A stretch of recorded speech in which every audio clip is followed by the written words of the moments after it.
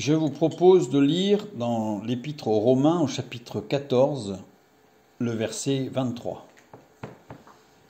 Un verset qui peut amener le trouble, l'inquiétude, et je dirais presque la paralysie dans nos actions. Mais celui qui a des doutes au sujet de ce qu'il mange est condamné parce qu'il n'agit pas par conviction. Tout ce qui n'est pas le produit d'une conviction est péché.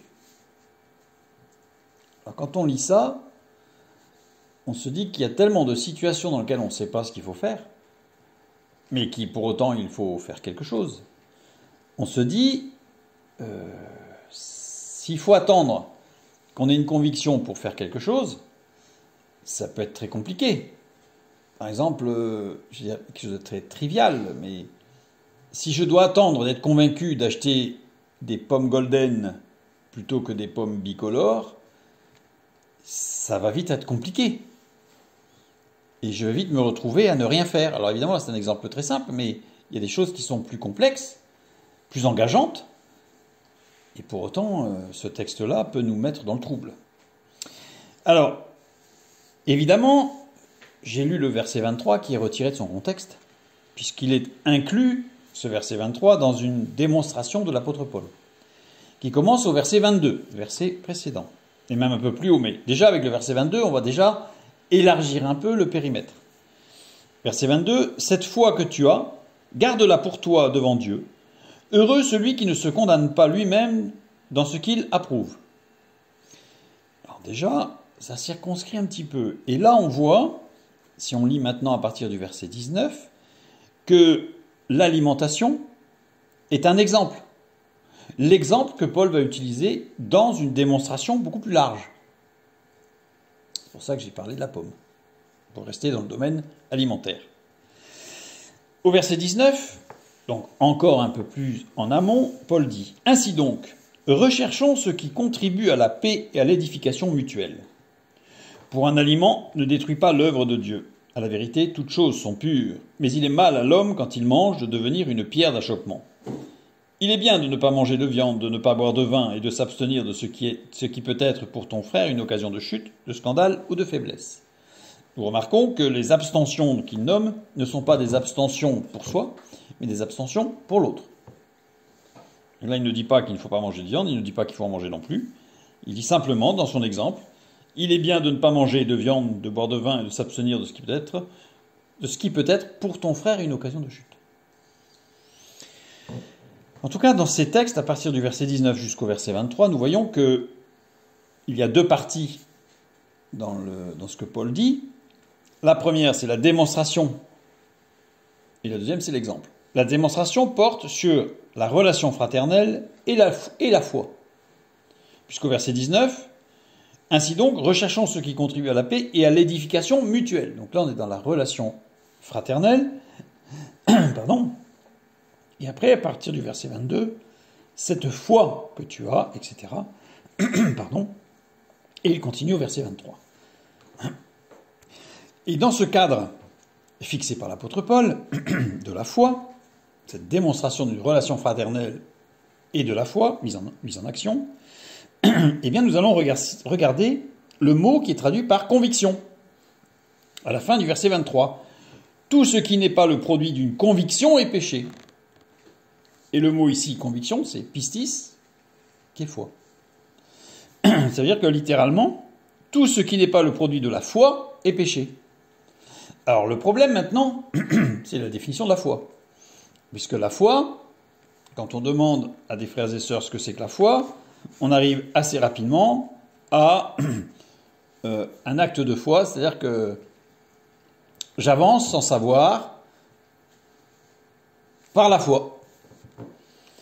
On est à l'inverse de la conviction en fait. C'est-à-dire, alors maintenant, vous allez regarder qu'est-ce que c'est que la foi.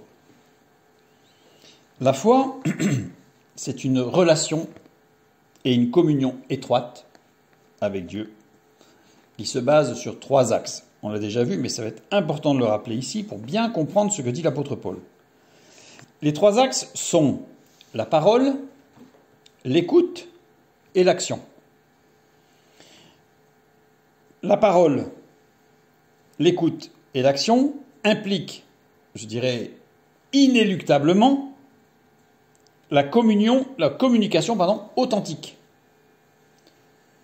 Parce que vous avez des gens qui parlent beaucoup mais qui n'écoutent pas. Alors là, il n'y a pas de communication. Des gens qui écoutent mais qui ne parlent pas, qui ne s'expriment pas. Il n'y a pas de communication. Et on peut écouter, parler, mais pas agir. Il manque un axe. La communication authentique, c'est une écoute active. C'est pas entendre, c'est écouter. C'est-à-dire s'engager dans une écoute active. C'est-à-dire montrer de l'empathie, de l'attention et un réel intérêt pour ce que l'autre dit. La communication authentique implique une prise de parole, puisque s'il y en a un qui écoute, il y en a un qui parle. Et celui qui parle, à un moment donné, il va falloir qu'il écoute celui qui a écouté parce qu'il va se mettre à parler. Prise de parole libre. Liberté de s'exprimer sans crainte de jugement ou de répercussions négatives. C'est-à-dire qu'il faut avoir la possibilité de dire ce que l'on pense vraiment, même si cela est en désaccord. Après, il y a les mots pour le dire, comme on dit, c'est une évidence, mais il faut déjà pouvoir le dire. La foi implique une collaboration et une concertation de fait, puisqu'il y a parole et écoute dans les deux sens. Action concertée, les actions sont le résultat d'une concertation et d'un consensus, ce qui montre un engagement partagé et une responsabilité collective.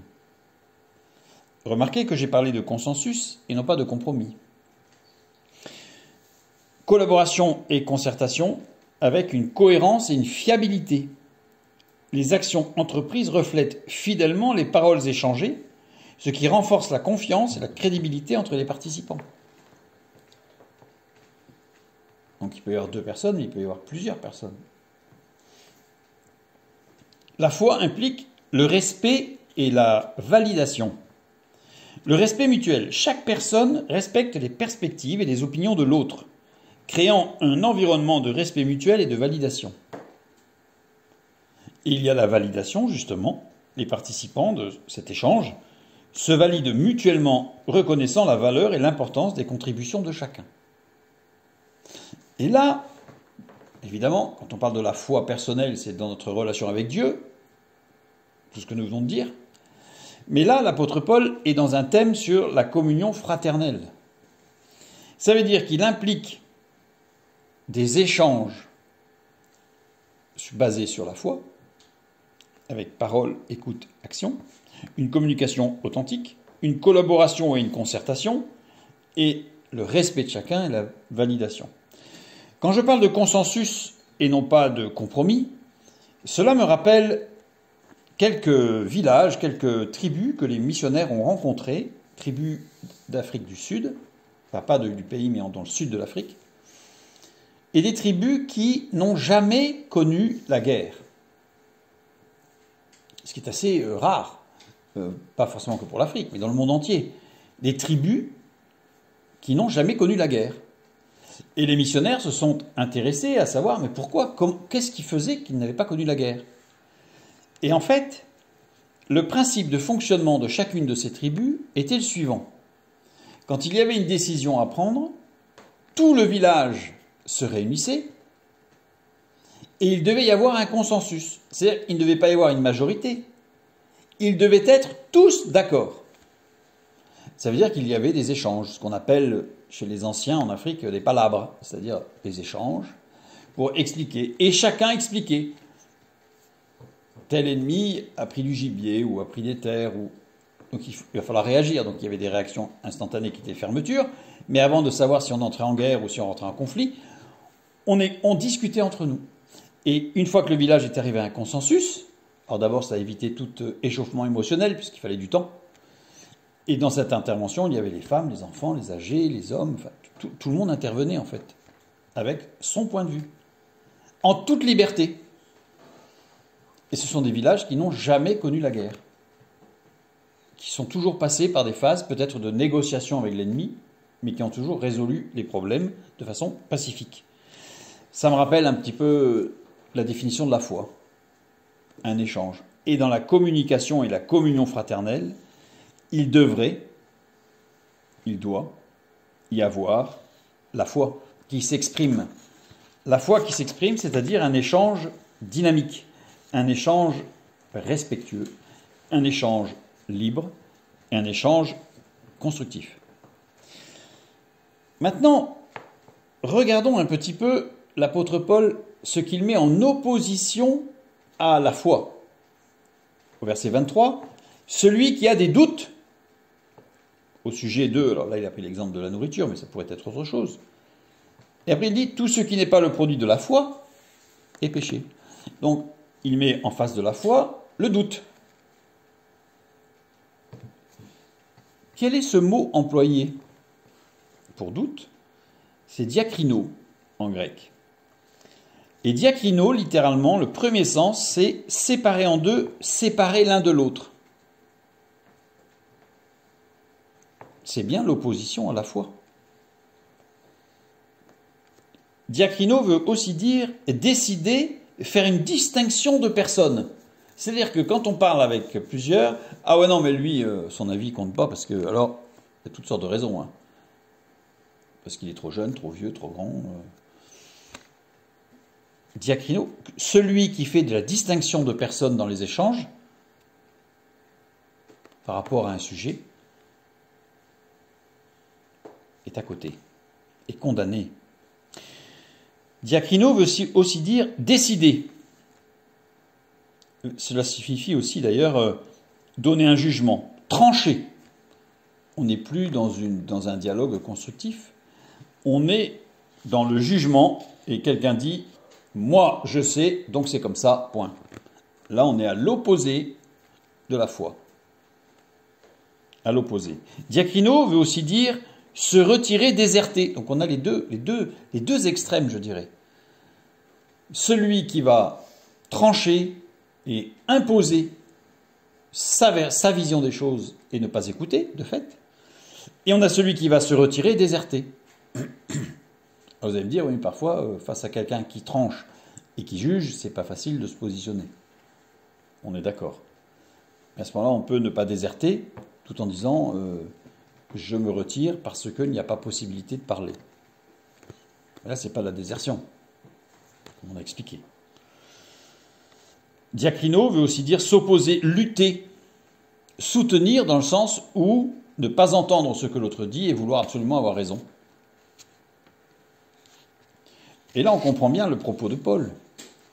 Mais celui qui tranche, qui juge, qui s'impose au sujet d'eux, il a pris la nourriture, mais on pourrait parler d'autre chose, est condamné par Dieu, évidemment, parce qu'il n'agit pas par la foi, c'est le même mot, pistis, qui est traduit par conviction. Par la foi, c'est par la construction. Et tout ce qui n'est pas le produit de la foi, de la construction, est péché. C'est-à-dire toute décision unilatérale, on va dire autoritaire, pour ne pas dire plus encore parfois, est condamnée. Et évidemment, Paul devait avoir à l'esprit ces propos de Jésus que l'on trouve dans Matthieu chapitre 15, le verset 11. Ce n'est pas ce qui entre dans la bouche qui souille l'homme, mais ce qui sort de la bouche, c'est ce qui souille l'homme. Et dans Luc chapitre 6, verset 45, je dirais presque le complément de cette parole de Jésus, l'homme bon tire de bonnes choses du bon trésor de son cœur, et le méchant tire de mauvaises choses de son mauvais trésor, car c'est de l'abondance du cœur que la bouche parle. C'est de l'abondance du cœur que celui qui va trancher va trancher. Donc, demeurons dans la foi, comme l'apôtre Paul nous exhorte à maintes reprises dans ses épîtres. Marchons par la foi, c'est-à-dire dans cette construction avec Dieu, dans ce dialogue avec Dieu, je dirais, quotidien. Marchons avec nos frères et sœurs dans la foi et par la foi, c'est-à-dire par une communication authentique, par une collaboration et une concertation, et par le respect et la validation d'une action.